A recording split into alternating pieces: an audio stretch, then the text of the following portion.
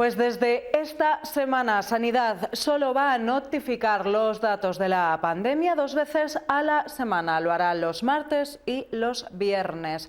Encontramos 61 nuevos positivos y la curva que sigue, como les contábamos la semana pasada, estancada. Lo comentamos, analizamos con el director editorial de Promecal Segovia, Aurelio Martín. Buenas tardes, Aurelio. Muy buenas tardes. ¿Qué tal? Bienvenido, como siempre. Bueno, pues ha bajado ligeramente, decíamos, solo en Segovia, pero la curva todavía no termina. Nada, esto sigue en un periodo de estabilización. Lo anunciamos la semana pasada y luego hemos visto que todos estos días, y incluso a nivel de otras comunidades autónomas, se ha mantenido la estabilización, incluso han subido los casos, ¿no? Según el Servicio Territorial de Sanidad, aproximadamente nos vamos a mantener entre 250 y 270 casos a la semana por el momento. Quiere decir que, bueno, ahí estamos con el semáforo famoso 377 por 100.000 habitantes a 14 días y 144 a 7 días. Son las cifras que venimos dando estas últimas semanas. Bajan, varían un poco, se mantienen generalmente, y luego lo que baja también, lo que está más en lo que llamaríamos nueva normalidad, serían los ingresos en hospitalarios, que se mantienen ahí en una cifra pues más bien baja. En este momento tenemos 12 hospitalizados en planta y 2 en UCI. Y 12 días sin fallecidos, además, tenemos que Así destacar es, también. hemos contabilizado 12 días sin fallecidos. Ha pasado ese periodo frío y de enero y esas fechas malas, y parece ser que se ha estabilizado la situación. Efectivamente hablabas de que, bueno, pues parece ser que la Comisión Interterritorial de Comunidades Autónomas con el Ministerio de Sanidad pues están trabajando para cambiar el sistema. Solo se va a informar de los datos martes y viernes, y luego se va a tender a utilizar un sistema de vigilancia similar a la gripe, como para el resto de enfermedades respiratorias. O sea que lo ya que se pasa va normalizando. que lo llamaríamos, empleando ese término, el de la gripalización, que se pudiera gripalizar esta pandemia, hacerla endémica y tener centros centinelas que informaran de la misma manera que informan de otras enfermedades respiratorias, como puede ser la gripe. Aún no se aplica. Estamos hablando posiblemente de este sistema que se pueda aplicar para el año que viene, porque todavía el sistema de vigilancia, bueno, pues tiene que estar muy pendiente de si hay otro tipo de variantes de coronavirus que nos puedan afectar. Esto se está empezando a hablar de ello. Sí que es cierto, por un lado, que la información se centralizará martes y viernes, y otro caso muy importante, fíjate, lo hemos comentado en alguna ocasión, cuando hablábamos sobre todo de fallecidos. Antes había quien ingresaba por una rotura de una cadera o por una operación normal, programada, le hacían una PCR y daba positivo, con lo cual se llamaba hallazgo. Entonces, esos hallazgos ya no se van a contabilizar. Se contabilizarán las hospitalizaciones y los fallecimientos, solo los que se produzcan por la COVID. O sea, que no se van a contabilizar los hallazgos, aunque se trate y vayan a la planta COVID. Pero, efectivamente, quien entra sin síntomas a una operación de apendicitis y le han practicado una prueba de una PCR y le da positivo, bueno, pues no figurará como hospitalizado por COVID. Y si hay un fallecimiento con una lesión cardiopática o de cardiología, o con otro tipo de, o incluso respiratoria, pero que no sea COVID, aunque le hayan encontrado, ha sido positivo a COVID, pues no va a figurar como fallecido por COVID. Esa es una de las modificaciones y de los cambios de criterio, junto al de administrar la información nada más para 2 días a la semana y estar pensando ya en aplicar otro sistema de vigilancia muy diferente al actual, que pueda ser parecido al de la gripe o al de otras enfermedades respiratorias. Bueno, se cumplen 2 años de ese estado de alarma, ¿verdad? Nos lo comentaba nuestra compañera Laura en la noticia que veíamos en el bloque de actualidad. Y también decía nuestra compañera, igual estamos llegando ya a esa nueva normalidad de la que llevamos 2 años hablando. A lo mejor ahora sí estamos alcanzándola y por eso también, Aurelio, esos cambios de criterio, pues a la hora de contabilizar tanto los nuevos positivos como los fallecimientos. Sí, pero claro, nadie se aventura a seguir dando una opinión. Mira, estamos viendo ahora casos en China de la Omicron, concretamente, y de nuevos confinamientos y de millones de personas encerradas en la ciudad, y vemos en las pantallas la curva que evidentemente mantiene esa estabilidad sin llegar al suelo, que es la información que también transmitimos la semana pasada, con un ligerísimo repunte hacia arriba, pero que parece ser también que no se va a mover.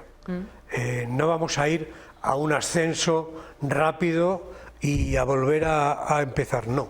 Se va a estabilizar y vamos a verlo unas semanas estabilizado. O sea que se va a quedar más o menos así, en esos niveles. Hablando del estado de alarma, bueno, pues hay varias situaciones. Desde luego, en primer lugar, el estado de alarma se declaró inconstitucional, pero claro que es curioso porque quien más o menos lo llevó al Constitucional lo contemplaba como una ausencia de libertades, cuando lo que dijo el Constitucional es que para aplicar las medidas que estaba aplicando el gobierno en ese momento tenían que haber ido al estado de sitio, con lo cual es un nivel muchísimo más alto que permite entrar en domicilios, controlar llamadas, en fin, un control mucho más era tremendo, restar ¿no? muchísimas más libertades. Luego yo no sé qué se buscaba con esta denuncia ante el Tribunal Constitucional por la declaración del estado de alarma, que lo que sí que se ha conseguido es que las multas que se pusieron a las personas que no atendieron y que no fueron solidarias, pues que no las paguen. Pero bueno, así es la cuestión política. 2 años de estado de alarma es recordar un pasado que ya lo hablamos la semana pasada, que fue muy duro. Fue un pasado muy duro, porque teníamos una sensación, claro, no conocíamos absolutamente nada de todo esto. Nada, de sorpresa. Solo oíamos hablar de fallecimientos, calles vacías, unas situaciones incertidumbre, ¿no? de incertidumbre también, unas situaciones muy complicadas. Fíjate, desde ahora, al cumplirse los 2 años, la plataforma de afectados por la gestión de las residencias siguen pues reivindicando que se investigue lo que ocurrió, por qué estas personas no se derivaban a hospitales. Los hospitales estaban totalmente llenos también, colapsados, totalmente saturados. También denuncian pues que esta situación en las residencias era una cuestión de que demostraba de que habían ido exclusivamente a administrar y a ganar dinero. O sea que en las residencias privadas pues van a optimizar los recursos al máximo y pues era una prueba de lo que había ocurrido, de que no había sanitarios, no había personal auxiliar, muchos de los que había estaban contagiados. Por la noche yo recuerdo una llamada de una residencia, creo que de Ortigosa del Monte, donde solo se quedaba con todos los residentes una persona que es la que cogía el teléfono, hasta que ya llegaron los equipos COVID, llegó la UME, en fin, se produjeron unas situaciones donde se vio tremendas, que estaban muy desprotegidas las residencias de mayores. Esto es lo que protestan con esa carencia de equipos de protección, de falta de personal, ausencia de protocolos, no haber sido derivados a hospitales. Bueno, pues a los 2 años es en este momento lo que se está pidiendo, que es una investigación. También vemos la situación de los sanitarios. Los sanitarios en algún momento tampoco tenían protección y en este momento sí que se ha conocido, en estos días se ha conocido a través del programa de atención integral del médico enfermo, que cerca de una 1/4 parte de los médicos de Castilla y León necesita apoyo psicológico. Madre mía. Porque, bueno, en estos últimos tiempos han prevalecido los trastornos de personalidad. Y luego, como consecuencia muchas veces de que todo ha estado destinado a COVID, el hospital... y sus recursos, claro. Los recursos del hospital y luego las ampliaciones, aquellas que se realizaron pues en la cafetería, en los lugares el gimnasio, en fin, el salón de actos, bien, todo ha estado dedicado a COVID. Entonces, ¿qué ha pasado? Pues que se pararon las listas de espera, las atenciones, otras patologías. 7 de cada 10 enfermeras y enfermeros han sido agredidos durante la pandemia.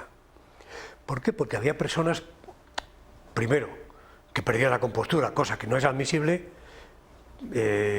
Esto no es justificable en ningún momento. Y después, porque se sentían un poco desprotegidos porque no les atendían sus casos, ¿no? Entonces, claro, derivado también de... Y esto ha sido pues en hospitales, centros de salud y otros centros sanitarios y sociosanitarios, ¿no? Un 98%, por ejemplo, de las enfermeras y enfermeros que han sido consultados por el sindicato de enfermería reclaman una ley estatal que precisamente pueda acabar con estas agresiones físicas, ¿no? Es un tema que también se ha heredado de la pandemia en estos 2 años, la situación de los sanitarios. Así que yo recuerdo que les aplaudían, efectivamente estaban cumpliendo con su trabajo, como muchos hemos cumplido con nuestro trabajo durante la pandemia.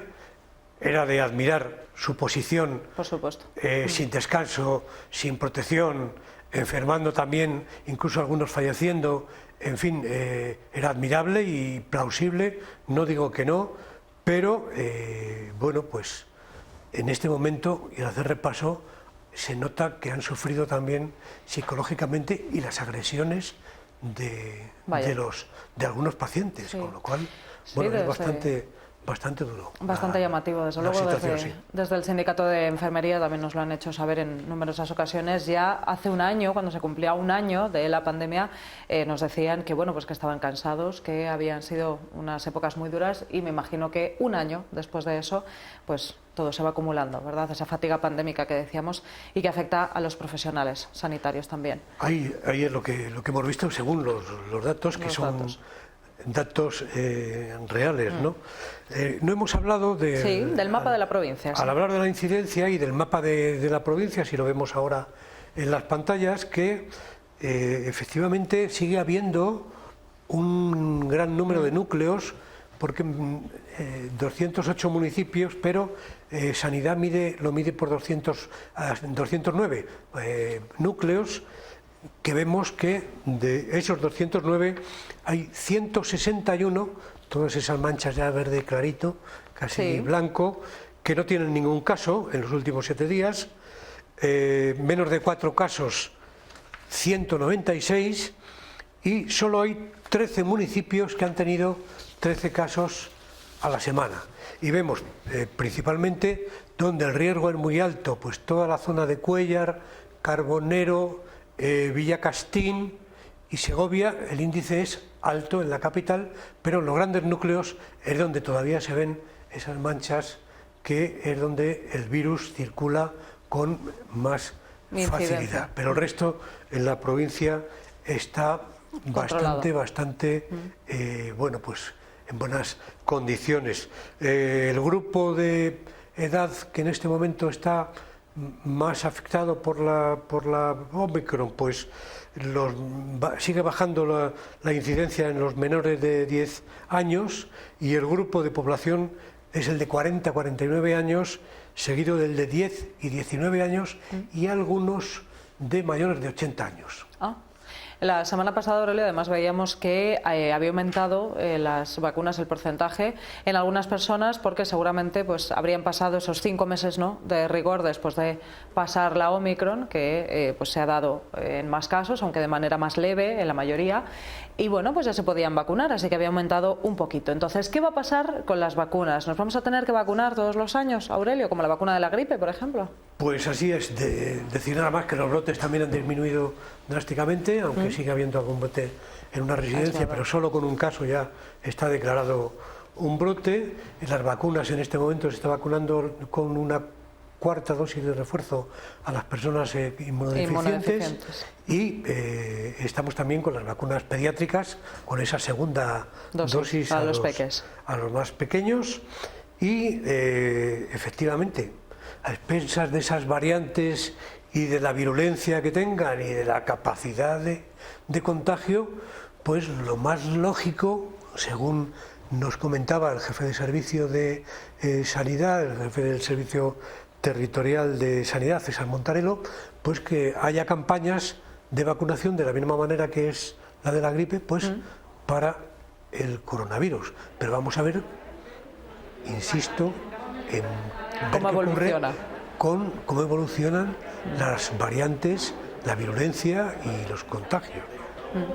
Hablando de la gripe, además, ya sabemos que también tenemos la vacuna de la gripe, las campañas que hay todos los años, pero es que además se nota un pequeño repunte, Aurelio. Pues eso sí que lo van a notar algunos de ustedes y nos darán la razón y sobre todo a los datos, que es lo que nosotros recabamos. Eso es. Por primera vez desde 2019 se ha superado el umbral de la gripe, que se encuentra en 64 casos por 100.000 habitantes. Es la gripe de tipo AH3, que es la más normal, la clásica. Es donde también hay en las vacunas, donde se incluye 2 virus de la gripe A y uno de la B, uno de ellos es este. Para personas de riesgo, pues la gripe es un problema. Hemos visto en las diferentes estadísticas que también hay fallecimientos por gripe en otros momentos y esto no pasaba desde 2019, que se supere el umbral endémico y llegar a los 64 casos por 100.000 habitantes. La epidemia es a partir de los 52, estamos en 64. Lo lógico, también nos comentaban, es que primero la gripe no es una enfermedad de marzo ya, es muy residual el marzo. Lo que pasa es que tenemos un marzo como si fuera enero, y eso que vamos a entrar en la primavera ya casi dentro de unas horas, ¿no? Y bueno, los últimos casos de diciembre fueron 15 casos por 100.000 habitantes. Muy pocos. Ahora estamos hablando de 64 y la gripe ha llegado. Y bueno, pues se queda un poco más. Ahí está. No sabemos si será bueno o es malo. Es decir, si no hemos tenido gripe, ¿por qué ha sido? Por la mascarilla, ha influido otro tipo de cuestión. Sí, hemos sido más cuidadosos con los contactos. Porque hemos sido más cuidadosos, porque el coronavirus atacaba y no atacaba el virus de la gripe, en fin. Eso habrá que decirlo, habrá que analizarlo, los expertos tendrán que decir. De momento lo más lógico y lo más de sentido común es que si hemos llevado mascarilla más tiempo, pues nos hemos contagiado menos. Pero llevábamos 2 años sin conocer la gripe como la hemos conocido en otros inviernos, desde luego. Sí, además se queda, como decíamos, este mes de marzo con esa incidencia de 64 por 100.000 habitantes, 64 casos.